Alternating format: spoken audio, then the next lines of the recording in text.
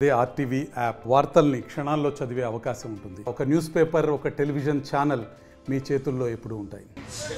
నాలుగవ రోజు ప్రతిరోజు విజయవంతం చేస్తున్నటువంటి ప్రతి కార్యకర్తకు మొదట ఉద్యమవందనాలు తెలియజేస్తూ ఈ కార్యక్రమానికి అధ్యక్షులు జిల్లా అధ్యక్షులు, అదేవిధంగా ముఖ్య అతిథిగా హాజరైనటువంటి రాష్ట్ర కార్యదర్శి పాతిరెడ్డి గారికి, అదేవిధంగా మిత్రులు సీనియర్ నాయకులు జిల్లా మాజీ అధ్యక్షులు వెంకటేశ్వర సార్ గారికి, ఉపాధ్యక్షులు బొమ్మాయి గారికి, ఇక్కడ ఇచ్చేసిన ప్రతి ఒక్క కార్యకర్తకు తెలియజేసేదేమంటే, ప్రభుత్వం ఈరోజు ఏదైతే అధికారంలో ఉందో మన సమస్యలు తెలియకుండా ఈరోజు అధికారంలోకి రాలేదు.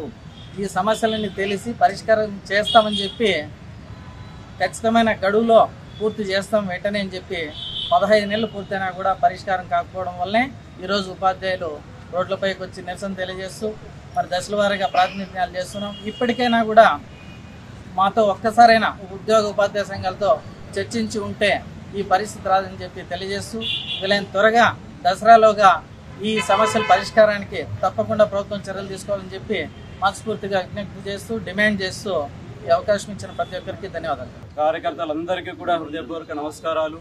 మరి ప్రభుత్వాలు ఏవి ఎప్పుడు మనకు ఉచితంగా ఇవ్వవు. మనం పోరాటాలు చేసి సాధించుకుంటేనే ఏవైనా కూడా ప్రభుత్వాలు ఇస్తాయి. సో మనము డిమాండ్లు అప్పటి నుంచి ఇప్పటి వరకు కూడా 30 కనీసం చూడండి, ప్రతి పాంప్లెట్లోనూ 20 నుంచి 30 వరకు డిమాండ్లు ఉంటున్నాయి. సో మనము డిమాండ్లు అన్ని పెడితే దాంట్లో 1-2 ఆర్థికేతర అంశాలు మాత్రమే ప్రభుత్వాలు పరిశీలిస్తున్నాయి, కానీ ఆర్థిక అంశాలను ప్రభుత్వాలు పరిగణనలోకి తీసుకోవడం లేదు. సో గత ప్రభుత్వం ఏమంటే నిర్దయగా నిర్లక్ష్యంగా మన పైన నిరంకుశ వైఖరి అవలంబించి మనల్ని చాలా ఇబ్బంది పెట్టింది. మరి అప్పుడు మనం చాలా కసితో ఎన్నో ఉద్యమాలు చేసాము, ఆ ప్రభుత్వాన్ని ఇంటికి సాగనంపాము. మరి మనం ఏరుకోరి తెచ్చుకున్న ఏ ప్రభుత్వం అయినా మన కనీసం మన కొన్ని డిమాండ్లు అయినా నెరవేరుస్తుందేమని చెప్పి మనం చాలా ఆశగా ఉన్నాము, ఉద్యోగ ఉపాధ్యాయ కార్మిక పెన్షన్లు అందరూ కూడా. కానీ ప్రభుత్వము అక్కడ ప్రజలకు ఉచితంగా చాలా ఇస్తున్నామని సూపర్ 6 ఇస్తున్నారు. ఆ సూపర్ 6 మేమేం కారణం లేదు, మంచిదే. మరి మేము కూడా ఓట్లేసి ప్రభుత్వాలను మనం ఎన్నిక చేసుకునే పరిస్థితి ఉంది కాబట్టి మమ్మల్ని కూడా ఓటర్లుగా గుర్తించి కనీసం మా డిమాండ్లు కూడా ఇవి సమంజసమైనవి అని చెప్పి, సో సూపర్ 6లో కాకుండా కనీసం మాకు మేము అడుగుతున్నది కనీసం 1.5 సంవత్సరం నుంచి ఒక్క డిఏ కూడా ప్రకటించండి. కనీసం పండుగలు వస్తున్నాయి వెళ్తున్నాయి, ఉపాధ్యాయ దినోత్సవం మరే ఉపాధ్యాయులు గౌరవిస్తూ ఒకటి ప్రకటిస్తారనుకున్నాం, ప్రకటించలేదు. కనీసం వినాయక చవితి విఘ్నాలు తొలగివి మాకేమైనా ఆర్థిక అంశాలు వస్తాయని చెప్పి ఇప్పుడు కూడా రాలే.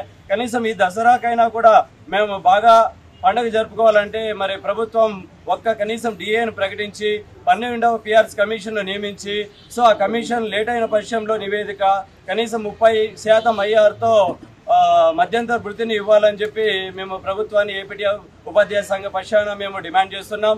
మరి ఎప్పుడు కూడా ఏపీటీఎఫ్ అనేది మొట్టమొదటిగా తొలికోడి పూస్తే ఉద్యమంలోకి వస్తేనే ఫ్యాప్టో ప్రకటిస్తుంది.